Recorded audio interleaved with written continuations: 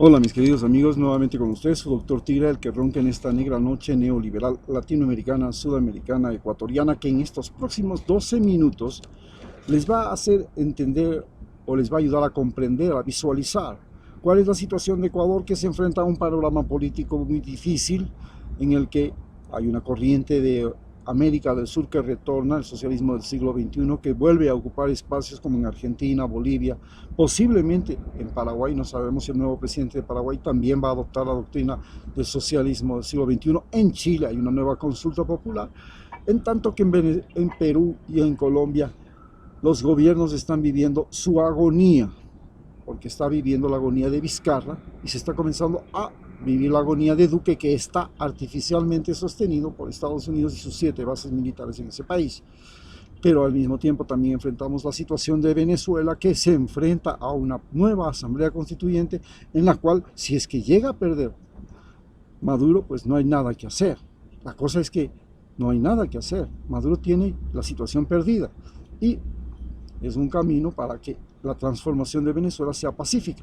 Pero si llega a ganar Maduro, la situación es interesante porque eh, cuestiona la política internacional de Estados Unidos frente a ese país, que se basa en señalar que las elecciones de Venezuela fueron fraudulentas y por eso Maduro pudo prolongarse en el mandato. Si en el próximo 5 de diciembre Venezuela, en unas elecciones absolutamente transparentes, vigiladas por organismos internacionales, con la presencia de la oposición o de cualquiera que realmente quiere ocupar esos escaños en la Asamblea Nacional, pues se prueba que, dado el sistema electoral de Venezuela, no hubo fraude cuando Maduro llegó al poder. Entonces habremos resuelto el problema, porque es lo mismo que pasó en Bolivia, que se le acusó de que hubo fraude en la época de Evo Morales y por eso se lo sacó, pero después se comprobó que el fraude lo hizo realmente la OEA, la Organización de Estados Americanos, con Luis Almagro a la cabeza. Él fue el que realmente hizo el fraude, no Evo Morales. Por eso vuelve a ganar el MAS, el poder en Bolivia. Estamos entonces ahora frente a una situación en que Donald Trump, Ecuador se enfrenta a una situación muy claramente a un problema. El problema de Ecuador parte de una crisis política. ¿Cuál es la crisis política? La crisis política se sucede cuando gana las elecciones Lenín Moreno con una propuesta de gobierno que era la continuación del plan de gobierno de Rafael Correa. Es un plan de gobierno que se lo hace conjuntamente durante el último año para continuar el proceso de transformación del Ecuador, en el cual fundamentalmente lo que se quería era, 1, la redistribución de la riqueza; 2, el desarrollo de la infraestructura; 3, el mejoramiento de los servicios del Estado, los servicios de salud, de educación, de administración de la justicia, de seguridad. Y a su vez, lo que se pretendía en el gobierno del socialismo del siglo XXI de Rafael Correa era el cambio de la matriz productiva, dejar de ser país agroexportador y petrolero para comenzar a iniciar una competencia dentro de lo que se llama la economía del conocimiento. Y en la economía del conocimiento pues teníamos posibilidades desarrollando el turismo inteligente, por ejemplo, en el que la gente viene acá a hacer voluntariado, a aprender español, cosas parecidas, o también haciendo producción de inventos, produciendo inventos, produciendo nuevas formas de producción agrícola, nuevas formas de producción industrial, nuevas formas de producción artesanal, que parten del ingenio y la imaginación de nuestros habitantes.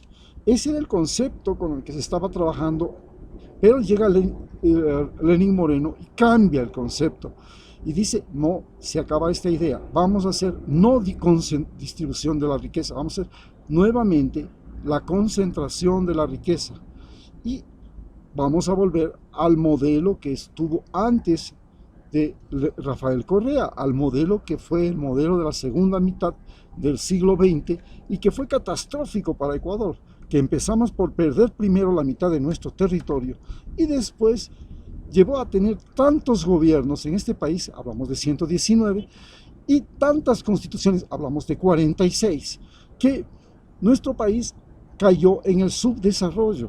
Y este subdesarrollo nos colocó a la cola de los países sudamericanos con una gran deficiencia nutricional que se traducía en una expansión del bocio. Cuando superamos el bocio tuvimos la desnutrición infantil por las diarreas infantiles y luego en la gran mortalidad materna por el problema del aborto provocado debido a que sí, las dificultades económicas impedían a las jóvenes y a las madres que tenían muchos hijos tener más hijos.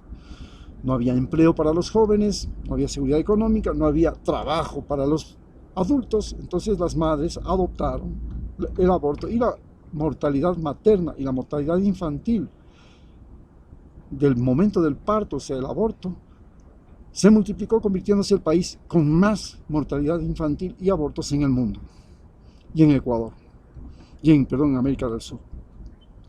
Este problema lo enfrentó Rafael Correa, pero lo enfrentó con el dogma religioso, que pensaba que simplemente había que oponerse al aborto y ya. Pero el aborto no es un problema en Ecuador de tipo moral, es un problema económico. Es un problema económico. La gente acude al aborto porque no puede criar hijos. Eso es todo. No hay dinero. Y en cambio en Estados Unidos, lo mismo que pasa con la prostitución. ¿Qué es la prostitución en Ecuador? La prostitución en Ecuador es un trabajo que hacen las mujeres más pobres para llevar comida a su casa. ¿Qué es la prostitución en Estados Unidos y en Europa?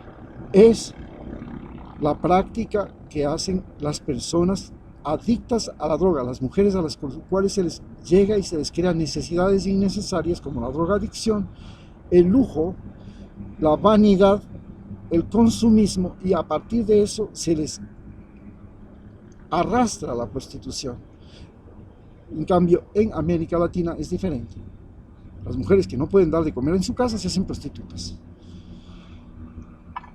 Con estas condiciones, lo mismo pasa con la maternidad. La maternidad y el aborto en América Latina no es un problema de moral. El problema del aborto en América Latina es un problema económico. El aborto en Estados Unidos y en Europa es un problema poblacional. Por eso se oponen al aborto, porque resulta que ya no tienen capacidad fértil.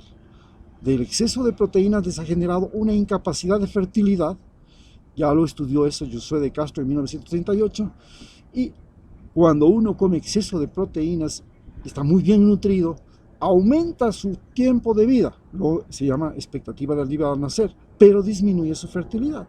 Hoy, la raza aria, que es la mejor nutrida del mundo, del planeta Tierra, tiene ese problema, tiene una pérdida de la fertilidad. Entonces, por eso, en Europa hay una regresión, en Estados Unidos hay una regresión a prohibir el aborto, porque los que están reproduciéndose más fuera y dentro de esos países son los migrantes que precisamente tienen más capacidad fértil porque han tenido por generaciones una nutrición muy mala. Así pues, en estas condiciones nos enfrentamos a una crisis ambiental, una crisis sanitaria que nos llegó, en la que el Ecuador se encontraba completamente desguarnecido, sin reserva, sin capacidad de gestión, sin coincidencia social.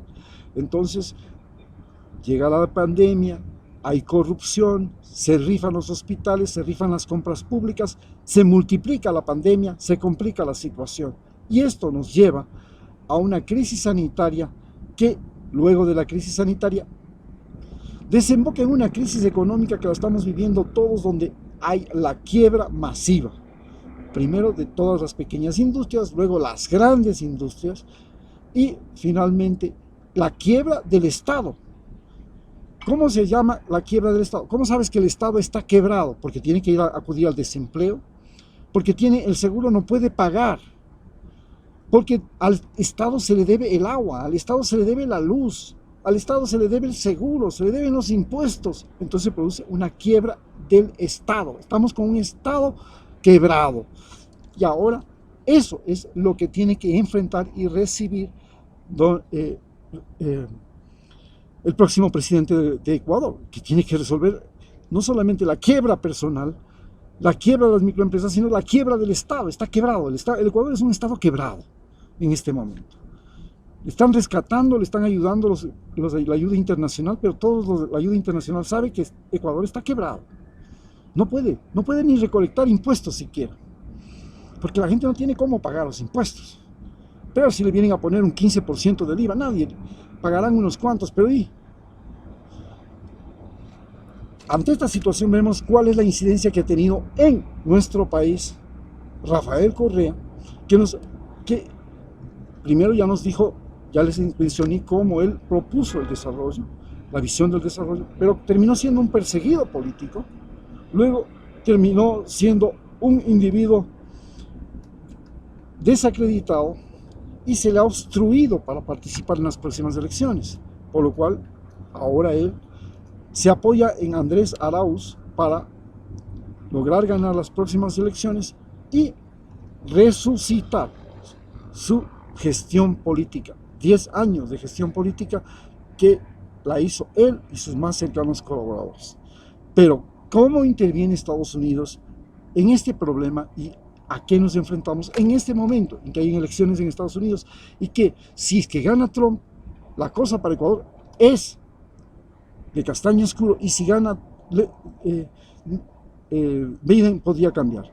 Estados Unidos ha intervenido en el control militar a través de 2 bases militares, en el control policial a través de la guerra al narcotráfico, en el control judicial, porque necesita sancionar a los narcotraficantes y a todos los delincuentes, y de paso ha utilizado la justicia para perseguir a los enemigos políticos de la ideología Trump. Así pues, tenemos entonces que Lenín Moreno y sus aliados en este momento son los candidatos que tienen las mayores posibilidades de perder las elecciones, porque han fracasado en su forma de gobernar. Y los aliados, ya sabemos, Guillermo Lasso, toda la derecha, todos los partidos de oposición a Rafael Correa, que se unieron todos contra él. Bien, y con eso concluimos. Muchas gracias a ustedes.